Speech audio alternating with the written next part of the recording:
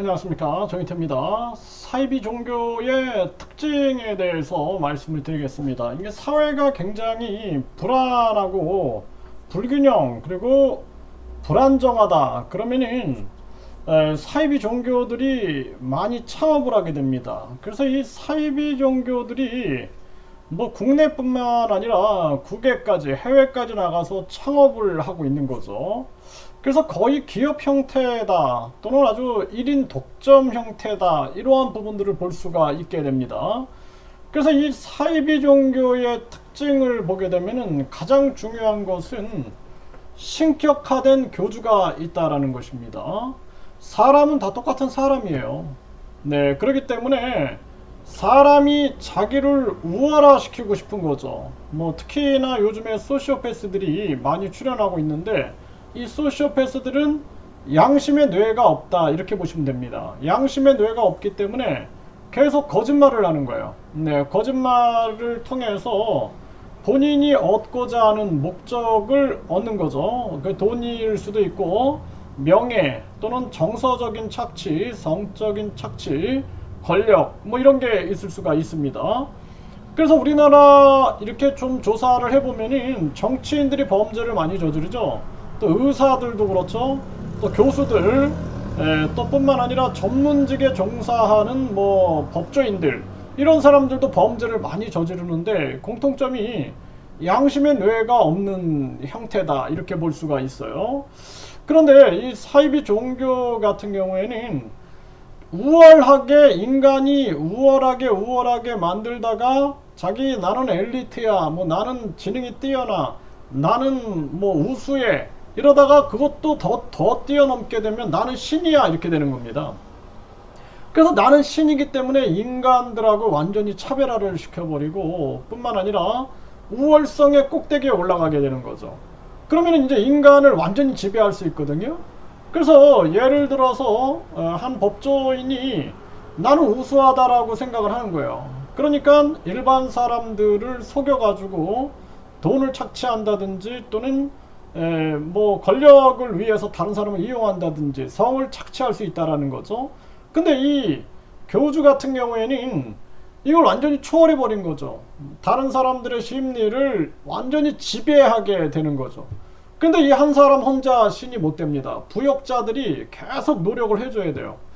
제가 오늘 이렇게 영화를 촬영하는 그런 장소에 가보니까 영화를 촬영하는데 그 배우 한 사람이 있어요. 그러면은 그 옆에 엄청난 사람들이 막 바글바글 모여 있는 겁니다. 뭐 카메라 감독부터 해서 카메라맨들, 또 옆에 스태프들이, 뭐 조명을 들고 있는 사람들, 또 뭐 의상이라든지 각종 뭐 감독부터 뭐 엄청난 사람들이 있거든요.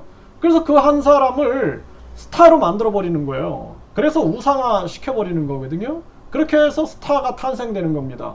그런데 그 연예인들하고 실질적으로 같이 생활을 해보면은 똑같은 사람이다라는 생각을 해요.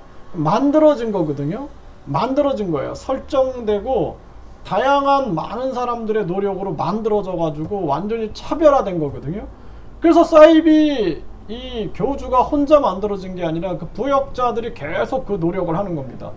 요즘에 인터넷 시대 같은 경우에는 되게 쉽죠. 네, 이러한 유튜브를 통해서 많은 사람들이 각종 화면 조작이라든지 또는 댓글 부대라든지 이런 걸 통해서 사이비 교주 하나 만드는 거는 일도 아닌 겁니다.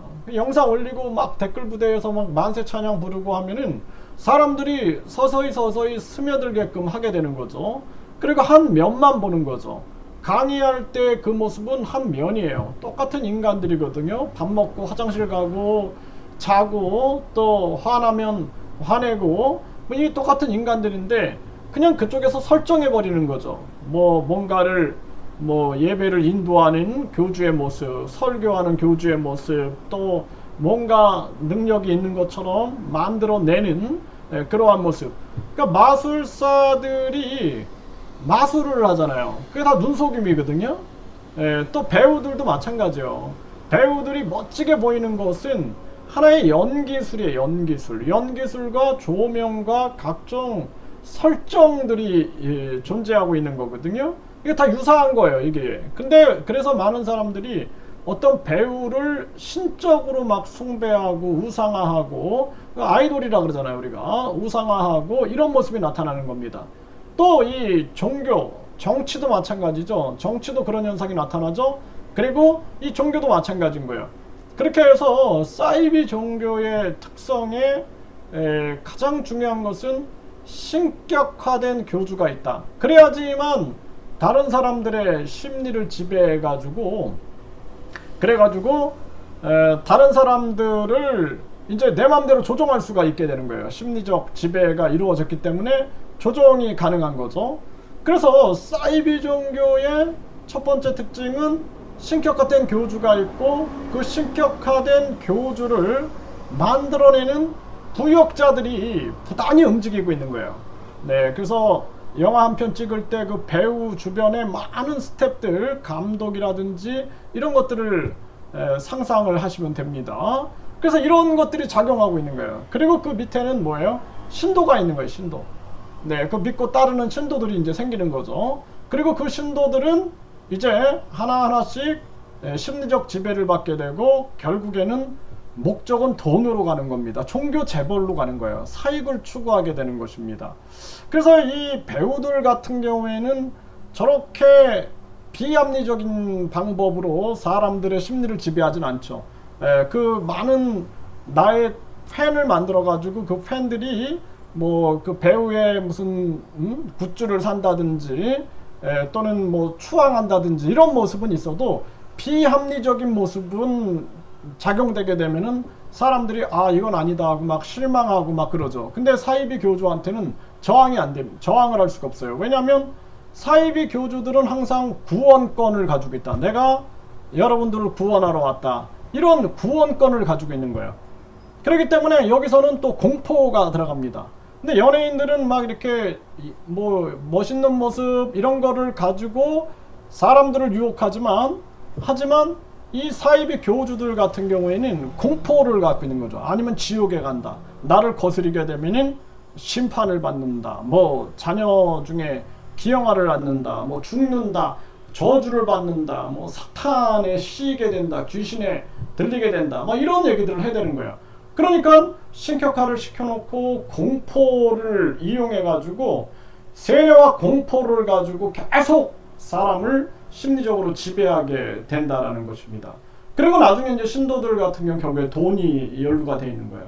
그래서 신도들은 점점 돈을 착취당하게 되고, 노동력을 착취당하게 되고, 심지어는 성도 착취당하고, 정서도 착취당하게 되는 거죠. 나중에 다 털리고 나오면 그때 깨달아요. 근데 이미 저 교세는 아주 확대되어 있고, 교주는 재벌이 되어 있고, 또 교주 주변에는 엄청난 돈으로 요즘에는 이제 법조인 다 사니까 법조인들, 또 교주 주변에 많은 비호 세력들, 그러니까 정치인이라든지 또는 사회 저명 인사라든지 이런 비호 세력들을 가지고 움직이니까, 그 피해자 서민들, 또 힘없고 돈 없고 백 없고 이러한 서민들은 결국에는 당할 수밖에 없는 거예요.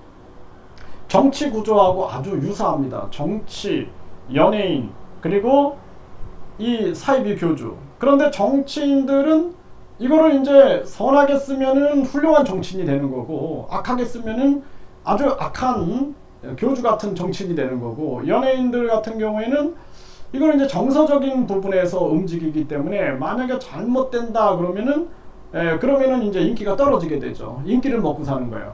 그래서 이 속에서는 뭐 사이비 종교성이라기보다는 계속 인기를 먹고 살기 위해서 인기를 끌어올리고 설정하고 계획하고 이런 모습이 나타나게 되는 것이죠. 그래서 우리가 이 사이비 종교에 대해서 분명하게 알아야 된다. 다시 정리를 하면은, 교주가 있다. 신격화된 교주가 있다. 그리고 이 신격화된 교주가 공포를 조성한다는 거예요. 공포. 그리고 거기 부역자들이 있고, 이 부역자들과 같이 그것을 만들어낸다는 거예요. 우리가 3회 법칙 아시죠? 한 명이 손가락을 가르치면 사람들이 관심을 안 가져요. 두 사람이 가르치면 몇 명 쳐다보지만 3명 이상이 막 가르치게 되면은 여러 사람들이 동조 심리 현상이 일어나게 되고, 군중 심리가 일어날 수가 있게 되거든요. 그 속에서 이제 하나의 뭐 신드롬이라든지 또는 팬덤 같은 게 만들어지는 거예요. 근데 연예인들의 팬덤하고 이 사이비 교주의 팬덤 다르죠. 완전히 그냥 비이성 그리고 비합리 속으로 빠져들어가지고 판단을 하지 못하게 되는 거죠. 그 속으로 가게 된다는 것입니다. 그리고 궁극적 목적은 돈이다라는 거예요. 돈.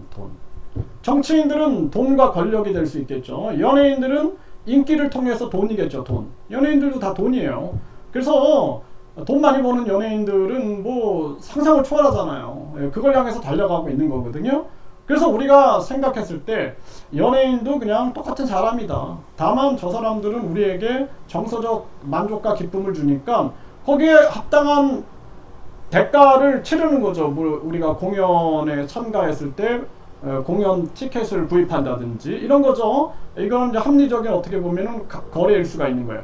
정치인들 같은 경우에는 이 국가를 운영하면서 자기들이 돈과 권력을 잡고 각종 특권을 누리고 그리고 뒷돈까지 받죠. 이런 사람들은 이제 우리 국민들이 처단을 해야 되는 거죠. 물론 이제 또 개 중에는 바른 정치인들도 있죠. 이제 그런 사람들은 박수를 쳐줘야 되는 거고, 이 사이비 종교의 교주들 같은 경우에는 궁극적 목적은 돈이다. 종교 재벌이에요. 네, 그 나중에 보면 재벌이 돼 있어요. 처음에는 무소유다라고 얘기하고, 그리고 심지어는 나는 금욕주의자다라고 얘기를 합니다. 근데 나중에 보면은 완전히 재벌이 돼 있어요. 그리고 그 돈으로 사익 추구하고 있고 아주 고급 자가용을 끌고 있고 부동산을 늘리고 있고 재산을 증식하고 있고 이런 모습을 보게 된다는 것입니다. 그래서 이 특히 제일 위험한 게 이 사이비 종교하고 정치예요. 사이비 정치.